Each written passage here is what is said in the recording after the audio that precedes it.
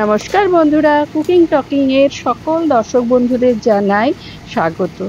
বন্ধুরা, আজ আমি একটি অতি সহজ এবং টেস্টি রেসিপি নিয়ে এসেছি আপনাদের জন্য।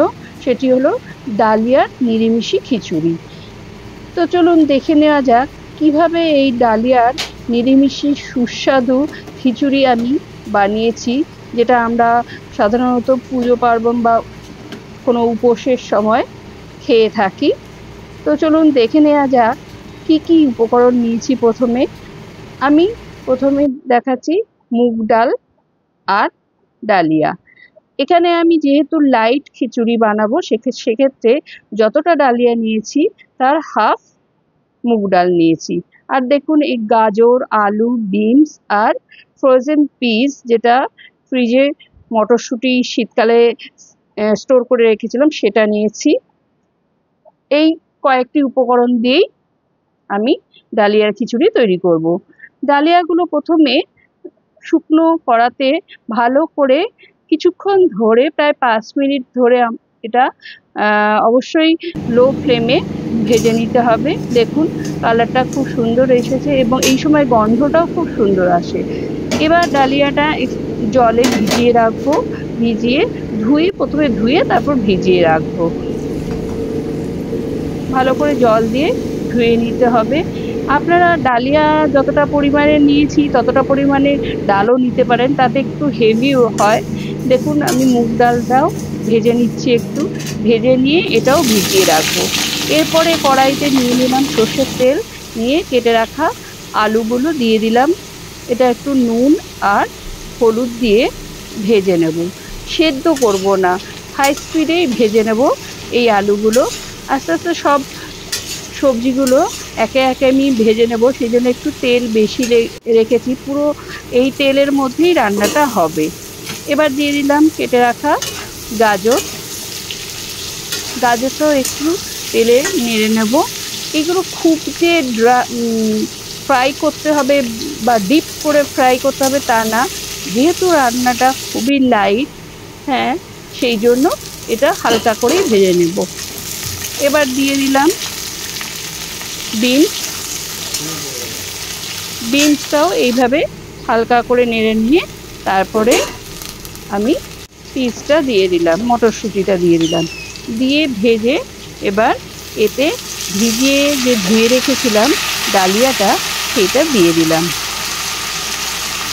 ডালিয়াটা দিয়ে তারপর আমি এর সঙ্গে মুগ ডালটাও দিয়ে দেবো। ডালিয়াটা দিয়ে একটু নেড়ে টেড়ে তারপর মুগ ডালটাও দিয়ে দেবো।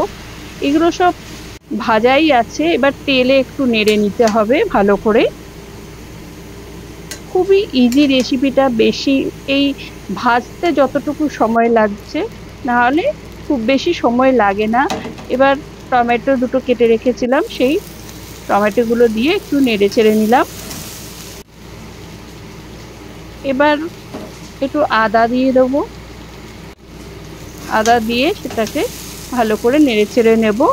নিয়ে আমি কড়াই থেকে এটা একটা ডেচকিতে জল গরম করতে দিয়েছিলাম, সেই গরম জলে পুরো ওই ডালিয়াটা দিয়ে দিয়েছি। এটা গরম জলে দিলে খুব ভালো হয়, তাড়াতাড়ি সেদ্ধ হবে এবং টেস্টিও হবে। ডালিয়াটা সেদ্ধ হচ্ছে দেখুন।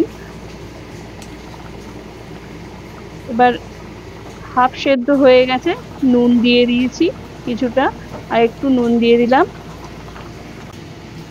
মাঝে মাঝে খুন্তিতে করে নেড়ে দিতে হবে। এবার একটু চিনি দিয়ে দিলাম টেস্টের ব্যালেন্সের জন্য।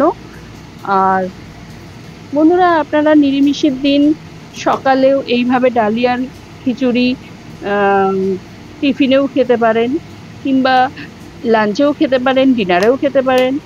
এবার দিয়ে দিচ্ছি গরম মশলা। গরম মশলা একটু দিয়ে দেবো, যেহেতু ডালিয়ার পরিমাণটা বেশি, সেই জন্য গরম মশলা একটু বেশি করেই দিতে হচ্ছে। তবে ডালিয়াটা খুবই লাইট হবে। একটু ঘি দিয়ে দিলাম। ডালিয়াটা যেহেতু লাইট করে করা হচ্ছে, তাই ঘিটা একটু কমই দিলাম। আপনারা যদি বেশি খেতে চান, ঘি আরেকটুও দেওয়া যেতে পারে। হয়ে গেছে আমার ডালিয়ার রেসিপিটি। এর জন্য কয়েকটা ভাজাভুজি করে নিয়েছি আমি। দেখুন, খুব সুন্দর হয়েছে, ডালিয়াটা দেখতেও খুব সুন্দর হয়েছে। এই দেখুন আমি প্লেটে ঢেলে নিচ্ছি। এর জন্য আলুর পাকোড়া একটু করেছি, একটু ডালের বড়া করেছি, আর একটু আচার করতে পারিনি, তাই গুড় আম আমি তৈরি করেছিলাম, সেই গুড় আম একটু নিয়ে নেব। তো বন্ধুরা দেখুন, এই যে যা বললাম এগুলো সাজানো হয়ে গেছে। কেমন লাগলো ডালিয়ার খিচুড়ি আপনারা অবশ্যই কমেন্ট বক্সে লিখে জানাবেন। আজ এই পর্যন্ত, নমস্কার।